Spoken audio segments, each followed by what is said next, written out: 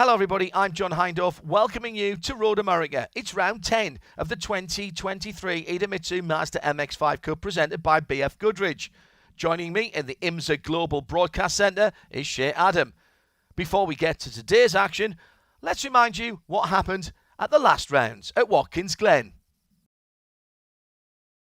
Hello everybody and welcome to beautiful Finger Lakes. We are at Watkins Glen International. And the first race of the Idemitsu Mazda MX-5 Cup presented by BFGoodrich tyres is go. They're still side by side. This is magnificent. Oh, bit of hip and shoulder there coming through turn one. Johnson with a little bit of breathing space. Aaron Johnson for JTR Motorsports Engineering stretches his lead in the 2023 championship. Race 2 at Watkins Glen International is green. Into the final corner for the final time.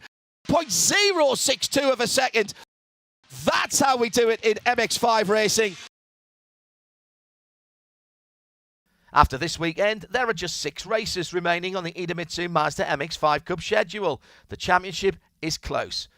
Aaron Johnson has come into the weekend with a 190-point lead, thanks to his round 7 win at the Glen. Right behind him on the leaderboard, the round 8 winner, Selin Rollan. Both drivers looking for podium finishes or better as they try to create some separation from each other and the pack in the season standings. One driver standing in their way is Robert Noaker. 3 previous wins here at Road America, and he's just had his first podium of the season. Meanwhile, in the rookie standings, Thomas and Wagner will be looking to increase his lead. Before any of that happens, the drivers have to battle the longest track on the MX-5 Cup schedule. Let's get to the start of round number 10. We're just inland from the Great Michigan Lake and in between Sheboygan and Elkhart Lake itself. Road America carved out of the local countryside in 1955. 14 corners, turn 1, a little lift and dab of the brakes for these cars. Turn 3, an opportunity at the bottom of the hill and a big overtaking spot downhill at turn 5. You'll see the drivers sending it in there and trying to make up positions. Well, as always, there is 45 minutes on the clock. And it will be Max Opalski in the green car to the inside. Oh, there's a jump from the outside of the road. This could be a penalty there as they go across the line. Aaron Johnson, I think, was ahead at the start of the race. And it has been waved off, has it, Shay? Sorry, helps if I turn my mic on. Timing and scoring is reflecting that Max Opalski crossed the start line first, so that will be okay. Not sure of that. Oh, big incident in the middle of the field. Selin Rollan. Selin Rollan, one of the championship contenders. 3 cars have gone around. The 22 Copeland cars in there as well. Jeremy Fletcher again, the white and black car. The Hixon multicoloured 87 car up the hill is in the wall. That's not going anywhere. Who was the 3rd car there, Shea? I don't know who the 3rd car was, John, but there is a big chunk of debris straight across from us on the racing line by start-finish. So there was contact further back. That is massive for the championship, though, because Selin Rollan came in 2nd in points, and the gap was already closed after race number 1. There's more contact further back as Hernan Palermo is getting bullied around going through turn 5, as is Heather Hadley. Yeah, Heather in the mostly red car out onto the dirt. A little bit of hip and elbow given there to ease her out of the racing line, and there's bodywork rubbing on that car. Full course caution is out. Coming to the line, it was very, very tight, and that's about 3 rows back. Yeah. And I'm not even sure what part of an MX-5 that is, to be honest. I don't think that was contact. I think that was just air underneath the cars. The start will be being reviewed. The front 3 or 4 rows are okay. Now watch for the white car right in the middle of the circuit. That's where it all starts. The first white car is not the one involved. White with yellow, you said, Shea. You were spot on. And then people checking up behind. It was Anthony McIntosh. It was Anthony McIntosh, the 69 car for JTR. All right, let's go back to green, shall we? 33 minutes to go. Action-packed first 3 corners. 5 corners. Let's go back to green flag racing for our second race of the weekend here at Road America. Mazda MX-5 Cup 2023. Shea Adam and John Hindorf. And leading, Max Opalski goes through, being pushed across the start-finish line by Robert Noaker. Then Nate Cicero, Jared Thomas, they hold the line for the moment, and Gresham Wagner is the first to pull out with the orange bonnet. Goes round the outside. Oh, that's an audacious manoeuvre. Can he keep it in the white line-ish there? I think he might just get away with that on a restart, but he's hung himself out to dry on the wrong side of the track as he comes down. He's trying to filter back in to the line of cars. Great left-handed kink there. Use all of the curbs on the exit. Now get the car slowed down at the bottom of the hill for the left-hander at turn 8. Again, plenty of runoff there that Gresham Wagner was exploring to the absolute limits. BFGoodrich, excellent off-road tires. Always. Through the carousel. Flat out from about halfway around there. Get the car balanced. You're looking for a really good exit. Opalski is giving himself maybe a car's length. Noaker and Nate Cicero battling for second and third. That Nate Cicero colour scheme gets me every time because I think it's a black car and I keep forgetting it's only the front third of that car that is black. Round the outside, another very impressive move by Jared Thomas in the red car. This is the number 96. Slightly satin finish to that car. He gets by the 83. Red, white and blue and black. Great liveries on all of these cars. A little bit of nose damage on the front of Jared Thomas. I think that was from the first race earlier on. I'm not sure that that's not from last season, John. This is the championship-winning car. And if it ain't broke, don't fix it. That's kind of the JTR way. They've got a huge gap to try and overcome, though. 3/4 of a second between the first two.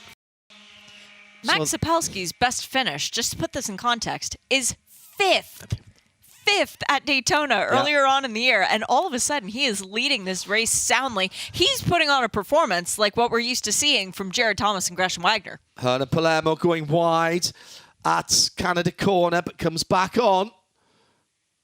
So now JTR, or JT of JTR, and Gresham Wagner. Now, as soon as they cleared the 13 of Robert Noaker, they started working together and immediately they've caught Max Opalski.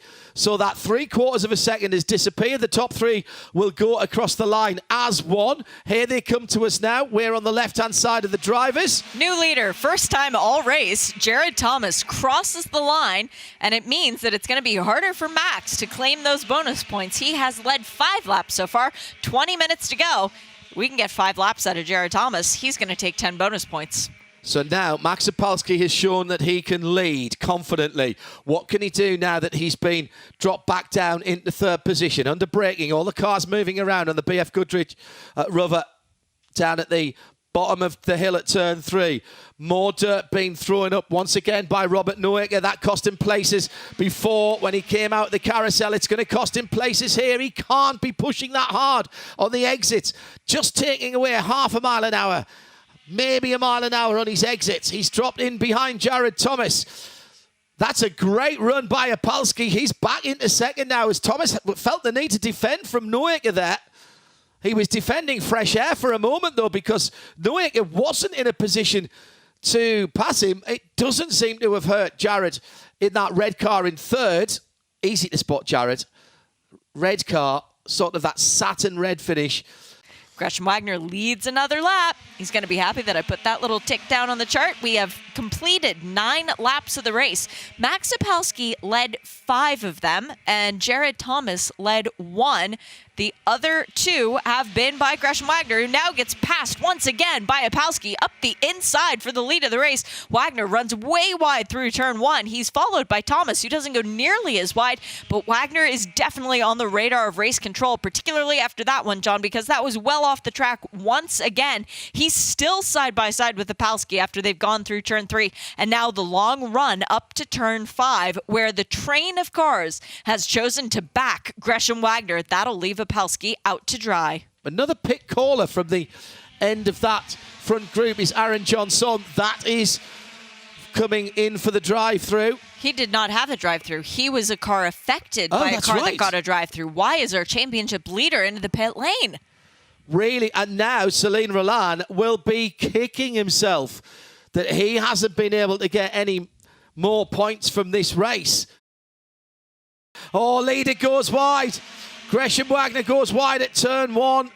And through goes Jared Thomas, huge in the championship battle. Leader is out. Second place in the championship takes the lead. But the top 3 now head on to the last 4.048 miles. Opalski just got a penalty for blocking. It's a warning, but they have acknowledged it. No more of that, Max. We need to make it to the checkered. Jared Thomas then leading. This is huge for the championship. Second in the championship, that satin red car with the yellow roll hoop. And here comes Noeka. He's got a run as well. This is for all 3 positions on the box.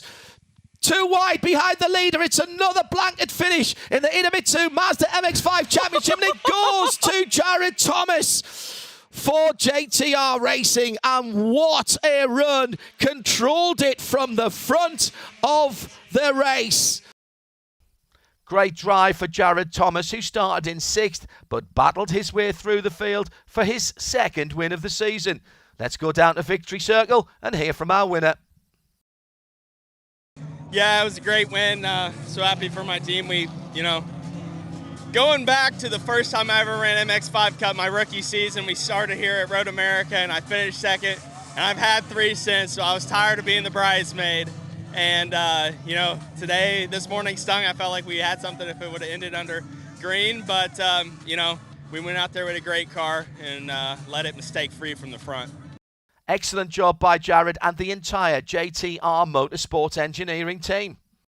Here's the points after Road America. A new leader at the top of the standings. Jared Thomas jumps from 3rd to 1st with his 2nd place finish in round 9. Janson not too far behind, just 30 points back from Thomas, with Selin Rollan rounding out the top 3. Wagner and Noeka stand 4th and 5th respectively. The next challenge for the drivers and teams of the Idemitsu Mazda MX-5 Cup presented by BFGoodrich is at Virginia International Raceway for rounds 11 and 12. They take place on August the 26th and the 27th. I'm John Hindorf, and along with Shea Adam, we'll see you then.